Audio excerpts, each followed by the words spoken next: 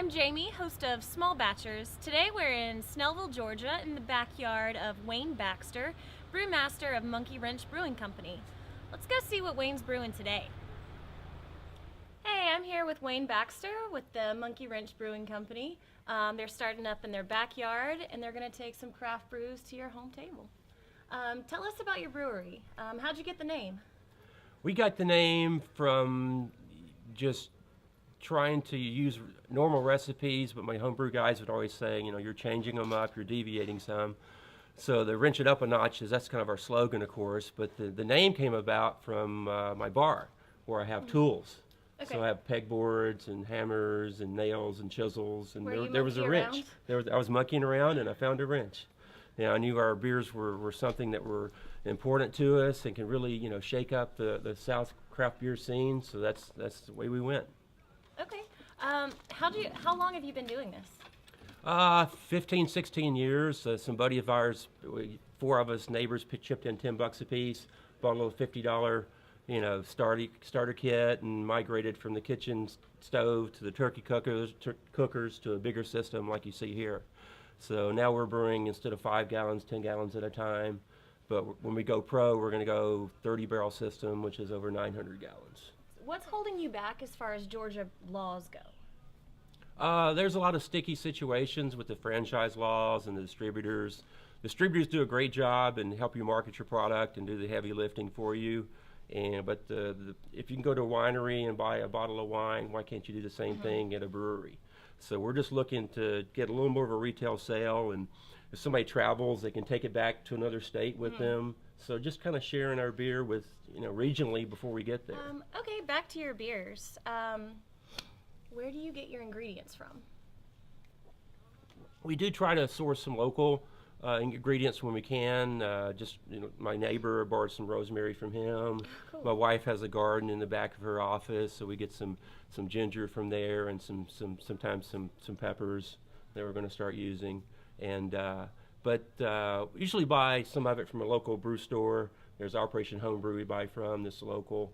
They're good friends of ours. And then been pretty lucky just going to the craft beer conferences and ask the hop guys to send you hops. So I get a little bit of hops here and there to experiment with and try. So it's fun. Yeah. There's a lot of home brewers thinking about doing the same thing that you're doing. What makes you ready?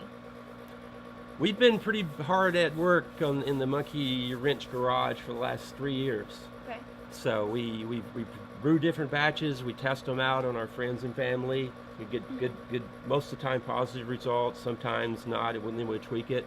But 2 books launched me into this business. All right. Brewing Up a Business and beer school. Okay. From Dogfish Head and Brooklyn Beer Company. So Steve Hindy and Sal Callion were very, very instrumental in saying, "Hey, Wayne, use your marketing degree. You have a marketing degree. Yeah. You wanted to do something, to let people know who you are and what you like and what you feel. What's a good product." So craft beer is a great product. It's a great industry, and that's what I picked. This is a great beer. Can you tell me about what I'm drinking? Sure, Jamie, I'd be happy to. This is a Belgian Golden Ale, and it's kind of a takeoff on our honey ginger we make in the springtime, but this is a fall version. And but you use some great Abiel yeast, gives you those fruity esters, and it clocks in about 7.7, so it kind of sneaks up on you. But it also has a little bit of rosemary, a little bit of spice in there, so it's pretty balanced beer, but good for the fall. All right, tell me about the rest of your lineup. We've got an extensive collection. I've got a library of brews that I made over the past 5 years, almost 100. And so we're picking, the first year, we'll probably choose 5 or 6 of those to go to market with.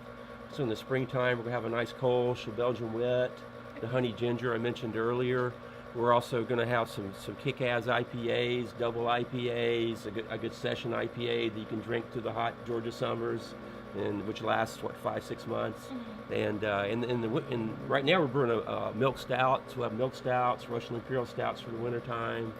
We had a very merry Christmas type beer that won awards at 4 different places for us last year. So we still got a few bar tabs, a few dollars left. So we've done a real good job with that beer. So, and the fans love it. So we're going to go wrench it up a notch in Georgia pretty darn soon. Sounds like you've got a really diverse lineup, and I'm really excited to see it. Yeah, yeah. I brew some things consistently 2 or 3 times till I get it figured out. But I like to mix it up. Since I only brew about 20 batches a year right now, I like to kind of mix it up and just go with the season and make the lighter beers in the summertime, but give some beers with some punch and high gravity in the wintertime. So I'm here with Joe of Monkey Wrench Brewing Company. Tell me about a little more about your role here. Yeah, sure, Jamie. So I've been working with Wayne exclusively for the last 2.5 years, promoting at beer festivals, building the brand, developing the company to be Gwinnett's first microbrewery. A lot of work's been going into it, and we're super proud to give something back to our hometown. Yeah, we need a brewery in Gwinnett. Tell me about it. Yeah, so both of our families were raised here, and I think we got something special. Awesome. I'm really excited. Yeah. Cheers, man. Thanks. Wayne, Joe, thanks for having us out. I've really enjoyed tasting your beers. Cheers. Thanks. Cheers. Thanks for having us. Wrench Wrench it up it a up a notch. notch.